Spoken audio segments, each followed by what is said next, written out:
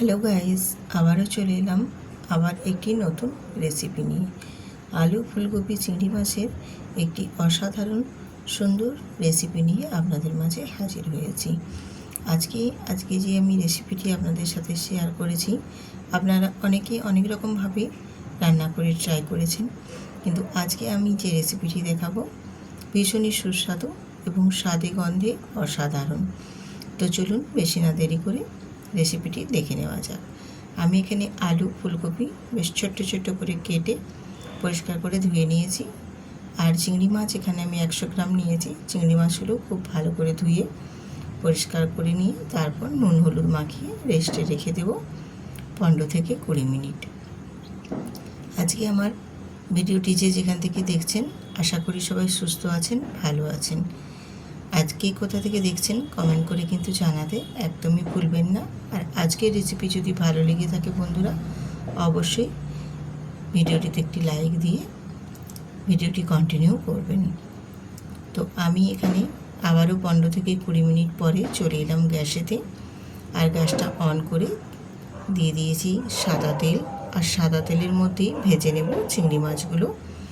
চিংড়ি মাছগুলো খুব ভালো করে ভেজে নেওয়ার জন্য তেলটা কিন্তু খুব হাই হিটে গরম করে নিতে হবে। তারপর গ্যাসের ফ্লেমটা লোতে রেখে দিয়ে মাছগুলোকে হালকা করে একটু ভেজে নেব। তো চিংড়ি মাছ খুব বেশিক্ষণ ভাজতে সময়ও লাগে না, আর খুব বেশি কড়া করে ভাজারও প্রয়োজন পড়ে না। এছাড়াও আমি আজকে যে রেসিপিটি বানাবো, একেবারে চিংড়ি মাছগুলো হালকা করে জাস্ট এপাশ ওপাশ উল্টে পাল্টে দেব, গায়ের কালারটা চেঞ্জ হয়ে যাওয়া পর্যন্ত। এখনও পর্যন্ত আমার চ্যানেলটি যারা সাবস্ক্রাইব করে না আছো তারা অবশ্যই চ্যানেলটি সাবস্ক্রাইব করে পাশে থাকবেন, অনুরোধ রইল। আজকের এই রেসিপিটি আপনাদের কেমন লেগেছে কমেন্ট করে জানাতে কিন্তু একদমই ভুলবেন না। আমি চিংড়ি মাছগুলো একটু কালার ধরে আসার পর্যন্ত অপেক্ষা করে তারপর দিয়ে দিয়েছি এখানে চিংড়ি মাছের ওপরে ফুলকপি আর আলু আর ফুলকপি যে আমি ছোটো ছোটো করে কেটে নিয়েছিলাম ডুমো ডুমো, সে আলু আর ফুলকপি দিয়ে একেবারে চিংড়ি মাছের সাথে খুব ভালো করে একটু কষিয়ে নিয়েছি। কষানোর পরে এখানে দিয়ে দিয়েছি স্বাদ মতো নুন, আর দেব হলুদের গুঁড়ো আর কাশ্মীরি লঙ্কার গুঁড়ো দিয়ে খুব ভালো করে আবারও আমি কিন্তু কষিয়ে নেব বেশ ভালো মতো। যেহেতু নুন দেওয়া আছে সেক্ষেত্রে সবজির থেকে একটু জল ছাড়বে, খুব ভালো করে শুকনো শুকনো করে কষিয়ে নিতে হবে। আর আমি এখানে ঝালের জন্য কাঁচা লঙ্কা ব্যবহার করব। আপনারা যদি কাঁচা লঙ্কার পরিবর্তে এখানে গুঁড়ো লঙ্কাও ব্যবহার করতে চান সেক্ষেত্রেও গুঁড়ো লঙ্কাও ব্যবহার করে নিতে পারেন। দিয়ে খুব ভালো করে একটু নাড়াচাড়া করে গুঁড়ো মশলার সাথে বেশ ভালো করে কষিয়ে নিয়ে একটা ঢাকনা দিয়ে ঢেকে দেব, যাতে করে সবজির থেকে জলটা বেরিয়ে এসে সুন্দর করে কষানোটা হয়ে যায়। আর একটু ঢেকে দেওয়ার কারণে সবজি থেকে দেখো জল ছেড়েছে। এই যে জলটা বেরিয়েছে এই জলটাকে একটু ঢেকে শুকনো শুকনো করে কষিয়ে নেব। তাহলে আলু আর ফুলকপিগুলো বেশ কষানো হতে হতে মোটামুটি 50% মতো সেদ্ধ হয়ে যাবে। আর এইরকমভাবে কষিয়ে কষিয়ে রান্না করলে সবজিগুলো যেমন একটু ভালো মতো কষানো হবে, ভাজা ভাজা হবে, খেতেও কিন্তু বেশ ভালো লাগবে। এবারে ঢেকে দেওয়ার কারণে দেখো বেশ সবজির যে জলটা বেরিয়েছিল সেই জলটা একদম শুকনো শুকনো হয়ে গেছে, আর সবজিগুলো বেশ সুন্দর মতো কষানো হয়েছে।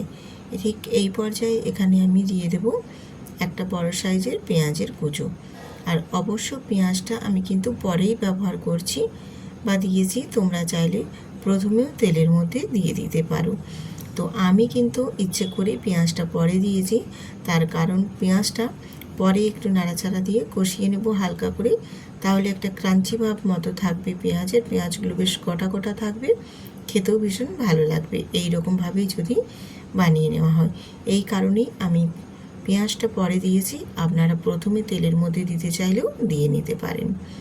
দিয়ে খুব ভালো করে পেঁয়াজ আর লঙ্কাটা দেওয়ার পর একটু কষিয়ে নিয়েছি। তারপর এখানে আমি পোস্ত বাটা দিয়ে দিলাম। আজকে আমি ফুলকপি আলু চিংড়ি মাছ দিয়ে পোস্ত রেসিপি আপনাদের সাথে শেয়ার করছি। এখানে আমি পরিমাণ মতো পোস্ত দিয়েছি। আপনারা যেরকম পরিমাণে বাড়ির সদস্য অনুযায়ী সবজি চিংড়ি মাছ যেমন নেবে সেই অনুযায়ী পোস্তটাও দেবেন। আমি ঠিক আমার যেই পরিমাণ সবজি আছে এখানে সেই পরিমাণ দেখে আমি পোস্তটা বেটে নিয়ে নিয়েছি। দিয়ে এবার পোস্তটাও আমি ওই সবজির মধ্যে দিয়ে দিয়েছি। দিয়ে বেশ ভালো করে একটু নাড়াচাড়া করে কষিয়ে নেব।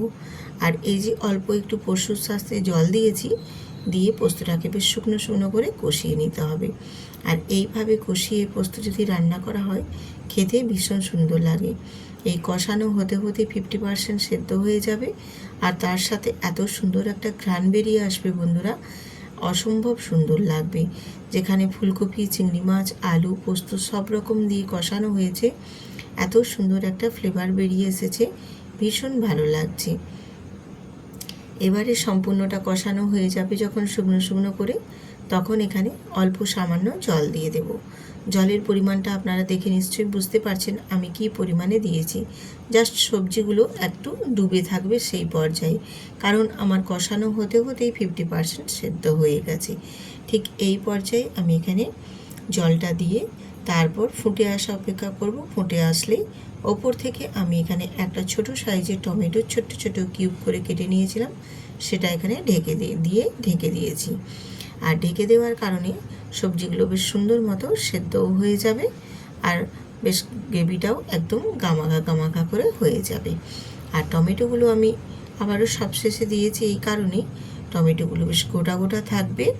আর টমেটোগুলো এরকম যদি আধো আধো গোটা গোটা ভাব থাকে, খেতে বেশ ভালো লাগে এই পোস্তর ক্ষেত্রে। এই কারণে টমেটোটা আমি সবার লাস্টে ছোট ছোট কিউব করে কেটে দিয়েছি। তো যেহেতু আর একটু জল আছে সে কারণে আমি অল্প আবারও কিছুক্ষণ ঢেকে দিয়েছিলাম। দিয়ে একদম গ্রেভিটা দেখো অনেকটা পরিমাণে কমে গেছে। এবারে এই পর্যায়ে আমি এখানে সামান্য অল্প কয়েক দানা চিনি দিয়ে দেব। চিনিটা দিয়ে বেশ ঘাঁটাচাড়া করে একটু নাড়াচাড়া করে নেব। আর এই যে সবজিগুলো দেখছো একটু গোটা গোটা আছে, এরকম গোটা গোটা থাকলে সবজিটা খেতে ভালো লাগবে না পোস্তটা। এই কারণে আমি একটু খুন্তি দিয়ে ঘাঁটা ঘাঁটা করে দেব। তাহলে আলুগুলো যত একটু মাঠো মাঠো হয়ে যাবে, তরকারিটা বেশ সুন্দরভাবে গামাখা হবে, পোস্তটা ভীষণ সুন্দর লাগবে খেতে।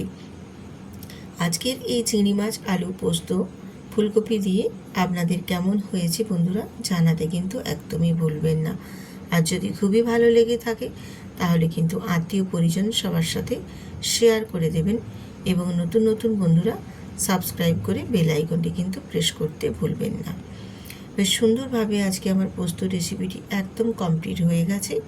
এবার আমি গ্যাসের ফ্লেমটা অফ করে তারপর নামিয়ে আপনাদের দেখিয়ে দিচ্ছি যে এই রকম একই রকমভাবে একই পদে খুব সুন্দরভাবে ফুলকপি আলু দিয়ে চিংড়ি মাছের রেসিপিটি আমি আপনাদের সাথে শেয়ার করেছি। না লাগবে আলু ভেজে তুলে নেওয়ার, না লাগবে ফুলকপি ভেজে নেওয়ার, না লাগবে চিংড়ি মাছ ভেজে নেওয়ার। একেবারেই একভাবে একই রকমভাবে আজকে আমি কম সময়ের মধ্যে ফুলকপি আলু চিংড়ি মাছের রেসিপিটি আপনাদের সাথে শেয়ার করেছি। যদি ভালো লেগে থাকে অবশ্যই কিন্তু শেয়ার করে সুন্দর করে একটা কমেন্ট করে পাশে থাকবেন। বন্ধুরা আপনাদের যদি কোনো পছন্দের রেসিপি আমার চ্যানেলে দেখতে চান তাহলে অবশ্যই কমেন্ট করে কিন্তু জানাবেন কোন রেসিপিটি আপনারা দেখতে পছন্দ করেন।